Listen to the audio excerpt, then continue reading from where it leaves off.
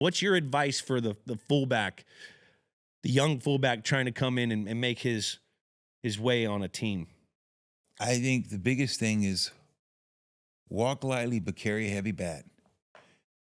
I didn't need to be anyone's friend. I said, we just work together. I'm not your friend. We just work together. We got, you can buy yourself some friends. You have to be mean. Why was the 90s the best football, though? I think 90s, people were vibing to try to outdo the 80s because you knew in the 80s is just hard. And the game was starting to change in 90s, certain things, more people wearing knee braces. So 90s was just still the big safety, the guys that would still want to hit you. Ronnie Lott was leaving, and here comes Darius, and here comes the John Lynches. Doc, B-Doc. And it was like, okay, they looked up to those guys. And so you went through those transitions, and then it's like, okay, Troy's gone, Palomo. So it's like, what safety just brings fear like it used to be? You have a couple. No, I ain't gonna say the guys still don't hit. They're still going after it, but the game is different. It's very different. But I think my personal opinion is when you like safeties now, you have to cover tight ends. Right. You got to be able to play in space. Right. You got to, you know what I mean? Just because these tight ends now are receivers. A. B. Safeties get money taken out of their pocket with big hits now. Right. And ain't nobody get paid for how many knockout hits you get. Right. What do they get paid for? Interceptions. And these little kids have been farming that since these little 7-on-7s that you get paid if you touch the ball, TFL, Right. PBUs and picks. Right. So they don't even go for the hit no more because you want to get the money. Right. Like that's kind of like where that's kind of how, because these guys are huge, fast, strong. It's a little smaller because they're faster as far as like linebackers. There's 235-pound linebackers now. When I first got in the league, Ray Lewis was 260. Right. You know what I mean? But he could move, you know what I mean? But like the game has just changed. It has. You know what I mean? And people want those stats because stats turn into dough. And when you look at the tight end position now, tight ends, most of the tight ends, you want them, they're too fast for linebackers and too strong for a safety. Yep.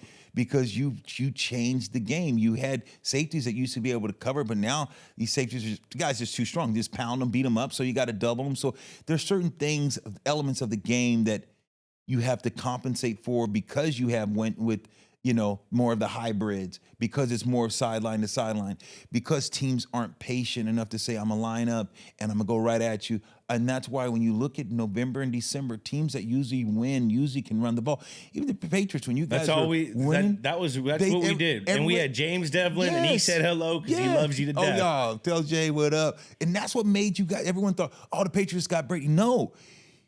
They knew that if you put 8-9 in the box, guess what? You were going to hurt people. Walker was going to hurt people. When y'all had Moss going to hurt. So it's like, dare you? But when you run the ball, Corey Dillon, another guy blocked for in Cincinnati, tough, get downhill, can run physical, So you guys, everyone talks, no, this was not a finesse team. It was still physical. And that, when you can be two-dimensional, you're hard out. It's a tough out. And I mean, you look at the last 5-6 Super Bowl winners. I mean, Philadelphia Eagles, they ran the shit out of the ball. Yep. They tried throwing it the first 4 weeks. It wasn't until the bye week that they said, hey, let's run the ball. We have the best running back in the league. We got a best line in the league. And then we'll set up our pass game through play action. You look at, the Rams when they won. They had Gurley. And he was a stud. And they had off the run game. Right. We all fascinate to make this such a spread them and shred them game, but still, fundamentally speaking, like the teams that run the ball, like you said, late in the year, are the teams that go on to win the Super Bowls. And that was because you can control the game. Control the game. Now the Niners were doing that, a couple years ago when they had everything in place. They were still one of those teams. Hell, against the team that we're going to watch, New England, Vikings rather. Remember they threw the ball 8 times. Yeah. NFC Championship. I mean, he only threw the ball 8 times. Jimmy G. Yeah. 8 passes. The rest was just run. When you can run the ball and just make teams quit because it checks your heart, you just got to be like, man, as a guy, it's 4 yards, 3 yards, and boom, first down. It just kills the momentum. Demoralize the defense. And even when you're the guy when you're on offense and a team is running the ball on you, it takes you out of your rhythm.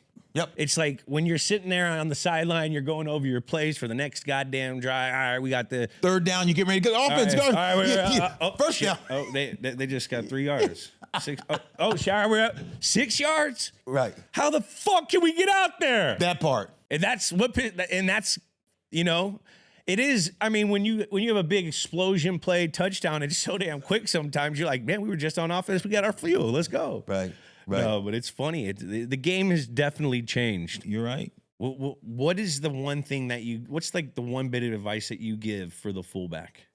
Like if you're going to be the team, because that's a badge of honor. Because if you're on the team and you're a fullback, like you ain't have no backup. You don't have a backup. You got to know a lot of shit. It's like a mentality thing. My fullback, James Devlin, like the fullback was always like the first guy in the locker room, fucking smelling salts while he's squatting, like drinking cement for fucking breakfast. Like that's what but that was his job. Right. He had to show that like I'm part of the toughness team and I am the toughness team. What's your advice for the fullback, the young fullback trying to come in and make his way on a team? I think the biggest thing is walk lightly but carry a heavy bat. I didn't need to be anyone's friend. I said, we just work together. I'm not your friend. We just work together. We got, you can buy yourself some friends. You have to be mean. You have to be physical. Fullback, my advice is like, it's some technique to it, but it's like guys do not want to hit. And head on, when you see me coming and you see me, you have to make a decision. My advice to fullbacks, if you want to make this game come back and fullbacks become an integral part of this game again, you have to be fearless. You have to run in there whether it hurts or not and say, I'm going to win this battle. I'm talking about cutting the leg. When you block up and through. If you're going head to head, when you hit, you dip, you lift, and you create a new line. When you stalemate as a fullback and you stalemate and the linebacker stops you in a hole, you make the tailback now stop his feet. You have to say, I'm going to hit you, I'm going to stay lower, and I'm going to push you out of the way. If you can push and create a new line of scrimmage, now you give the tailback a two-way cut. That's what I knew when I played fullback. I could see the safety coming down. And I knew if the safety came down, he was playing force, trying to knock the linebacker, make it spill inside. I said, if you know that, if I could get to his inside shoulder, throw my head across, now you have LaDainian safety and linebackers playing air because you created that space. So it's about knowing your job, attention to details, and play the game physical. That's what I couldn't agree 1,000% more. I'm not a fullback, but I just always hung around fullbacks. Oh. and I remember when, James ended up fucking like having a neck problem because that's what you had. And I would explain to the new fullback, okay, this is going to happen. This is what this has to happen for you to be a proper fullback. You have to have neck problems. You have to go in and literally look like you don't care about your body. You don't. Like that, and that's what because then we'd have some other new fullbacks come in. They try to go with the chest first. You know what I mean? I'm like, dude,